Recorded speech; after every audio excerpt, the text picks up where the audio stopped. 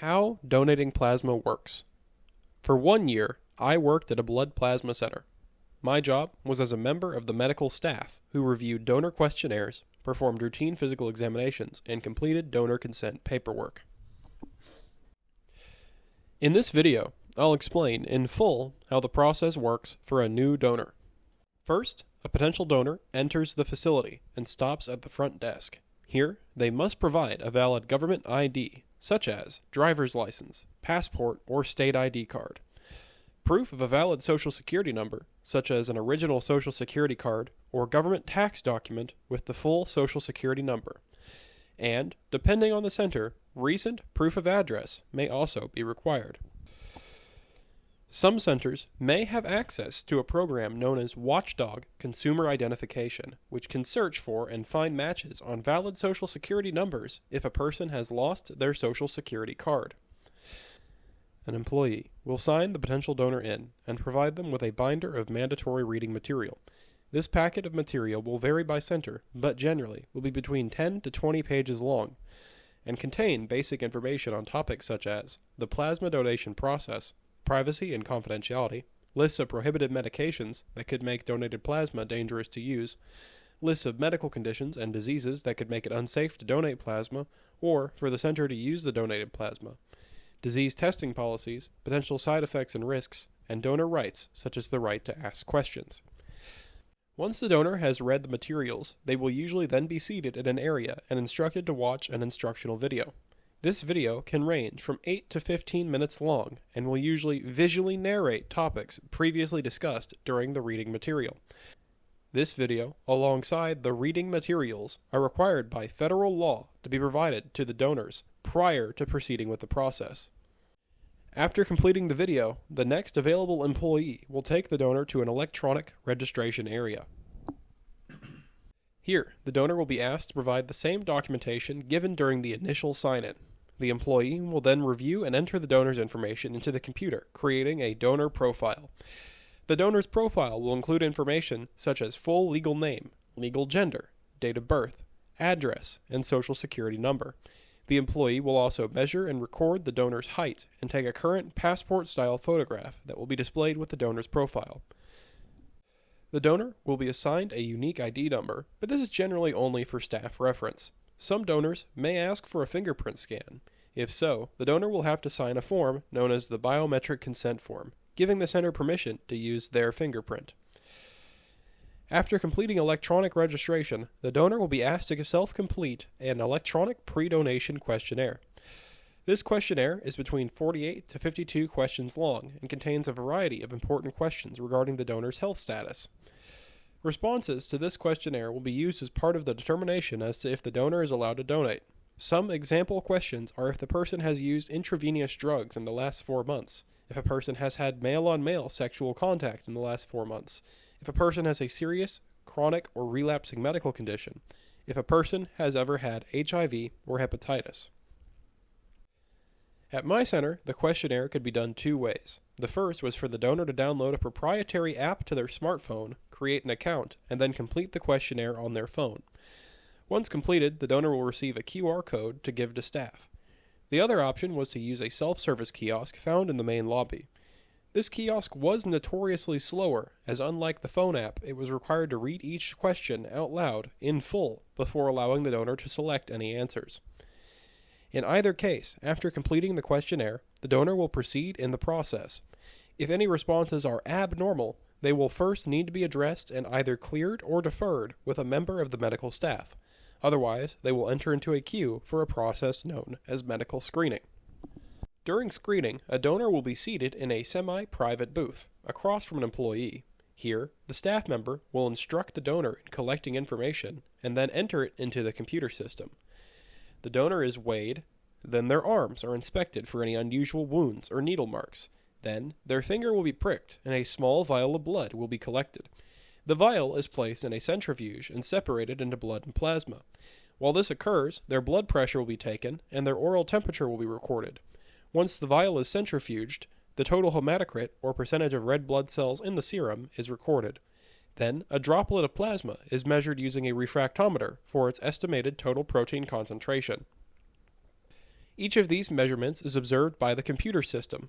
If any of these measurements fall outside of regulatory ranges, a donor will generally be unable to donate for 1 day, and will have to return to try again. Acceptable ranges can vary by center, but, generally, hematocrit must fall between 36% and 52%. Serum total protein must be between 6 and 9 grams per deciliter. Weight must be between 110 and 400 pounds. Blood pressure must be between 100/60 and 180/100. Temperature must be between 96 degrees Fahrenheit and 99.5 degrees Fahrenheit, and the donor must be free of any obvious abnormalities. If the donor passes the screening process, then they will next have a physical exam with a member of the medical staff. This exam can range in scope, but will generally be non-invasive and can never require the donor to disrobe. The donor may not have any friends or family present during the exam, but may request a same-sex staff member to observe.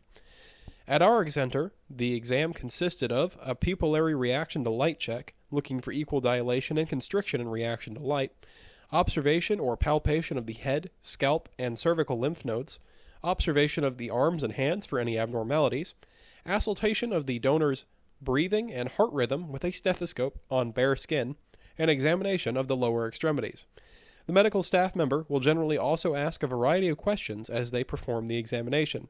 Some centers may also require the palpation of the donor's bare abdomen for masses, pain, or tenderness. If the physical exam is normal, then the medical staff member will complete the donor's consent paperwork in the exam room. Generally, the staff member will have to review all of the prior paperwork and information provided to the donor during the reading and video phases, and witness the donor's signature on a variety of documents and attestations. Once the paperwork and review is completed, if the donor still consents to donating plasma, they will then be provided an electronic debit card and instructions on its use. After all of these steps, a donor will be taken to a waiting area. The donor will be seated on the next available plasma donation bed. For new donors, first, a series of blood samples will be collected using a smaller needle for testing purposes. Then, a phlebotomist will pierce the donor's arm with a fistula needle, and a machine will begin to extract whole blood from the donor. As the blood enters the machine, it is mixed with an anticoagulant solution called sodium citrate. A centrifuge inside of the machine will separate the blood into formed elements such as red and white blood cells and into liquid plasma. The plasma is collected in a bag or bottle, and at the end of the centrifugation cycle, the formed elements are mixed with normal saline and the pump is reversed, putting them back into the body. Some sodium citrate will still be in the solution as it returns to the body. This centrifugation cycle will repeat several times until the target plasma collection volume is reached. Once the target volume is reached, any remaining normal saline will also be given to the donor in a final return. The target collection volume varies by donor's height and weight, but ranges between 500 milliliters and 900 milliliters of plasma.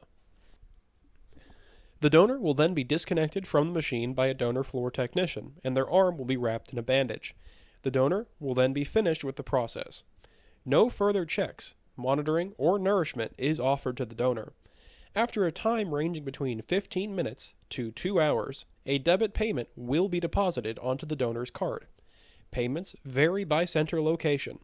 First-time donors at our center received up to $90, and return donors could receive between $25 to $55 per donation. Assuming all checks were normal during the process, a donor is permitted to return to donate additional plasma on the following schedule: 2 donations per 7-day period, with at least 24 hours in between donations, or, essentially, up to 2 donations a week or 8 donations a month. The average time for a new donor to complete the process is 2 to 2.5 hours. When a donor returns to the center, they will be required to complete an abbreviated pre-donation questionnaire, complete medical screening, and can then donate. No registration or physical will be necessary in most circumstances. The average time for a return donor is between 50 minutes to an hour and a half. Once the donor's plasma is collected, it is taken to an in-house lab where it is visually inspected, labeled, and placed into cold storage at around -40 degrees Fahrenheit. Collected blood samples are packed into cold shipment boxes and sent to an out-of-house laboratory where they are tested for complete protein profiles. Samples are also tested for blood-borne pathogens that could make the plasma hazardous for use. Usually, donations are held in cold storage for a period of 30 to 60 days until all checks are cleared and a shipment is prepared.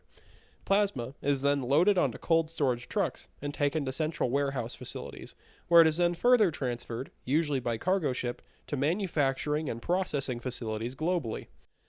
The entire process is closely monitored by a strict in-house quality control department, who review every single data entry into the computer system, observe employee behavior, and correct any quality issues they find. Frequently asked questions. Is donating plasma safe? Short-term side effects of donating plasma can include, but are not limited to, hypotensive vasovagal reactions such as nausea, vomiting, lightheadedness, fainting, auditory disturbances, and incontinence. Sodium citrate anticoagulant reactions, including painful cramps, muscle spasms, locked muscles, cardiac arrhythmias, seizures, and loss of consciousness. Phlebotomy errors, including infiltrations, swelling, severe pain, arterial puncture, and bleeding, nerve irritation, and permanent scarring. General feelings of fatigue, tiredness, lethargy, and feeling drained. Clinical data is extremely minimal on long-term health risks to donating plasma. Very little medical knowledge is available if donating plasma long-term is safe. Critically, it should be known that the United States of America is the only first world country to allow bi-weekly plasma donations. In the European Union, only Germany, Austria, Hungary, and the Czech Republic allow paid donations. In Germany and Austria, plasma can only be collected once per week, with much stricter regulations. How is donated plasma used? Donated plasma is used differently depending on the company you donate it to. However, it is generally either used for direct transfusion to patients who have suffered severe trauma or fluid loss, or it goes to manufacturing through a process called fractionation, where it is turned into life-saving medications for patients of rare conditions ranging from hemophilia and immunology. These medications are critically important and can normalize a patient's life and condition, but are also prohibitively expensive and are sold for an on-profit basis by the manufacturing companies. What kind of training do the employees at the plasma center have? How could I get a job at a plasma center? These are the jobs available at a plasma center. Medical screener acts as a receptionist and completes donor sign-in, registration, and medical screening stages. A medical screener is required to have a high school diploma. They generally receive about 1 week of in-house training. Donor floor technician sets up plasma donation machines, stocks donation supplies, monitors donors during donation, and disconnects donors from the machines at the end of donation. A donor floor technician is required to have a high school diploma. They generally receive about 1 week of in-house training. Medical staff, also known as physician substitute or phys sub, act as receptionists, medical screeners, and perform routine physical examinations of applicant donors, addressing red flags found in donor questionnaires, and respond to donor reactions in medical emergencies. The in-house term for medical staff members is physician substitute. This is not a real medical title, and these are not physician assistants. The minimum education level for a physician substitute is certification as an emergency medical technician, which is a 120-hour medical certificate. Phys subs may also be licensed practical nurses or paramedics, but this is rare, as those staff require a higher wage. Phys subs also receive a minimum of 8 weeks of in-house training before starting their jobs. Phlebotomist perform all duties of a donor floor technician, and also perform venipunctures to connect donors to donation machines and collect blood samples. A phlebotomist either requires an independent certification as a phlebotomist or can be trained in-house.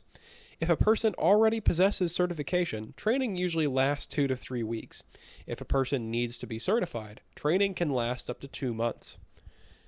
Quality assurance technician monitors all entries on the computer system, performs routine inspection of all sections of the donation facility, corrects quality and control issues.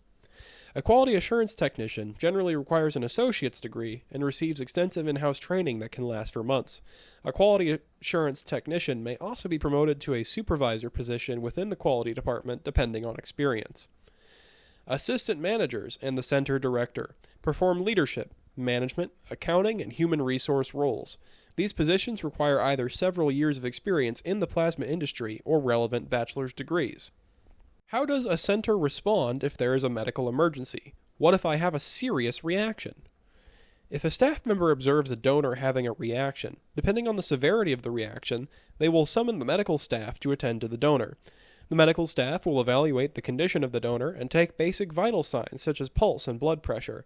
The staff will, depending on the reaction, either place the donor into a final return cycle or end the donation. Oral electrolyte solution, or Gatorade, may be given if the donor can swallow.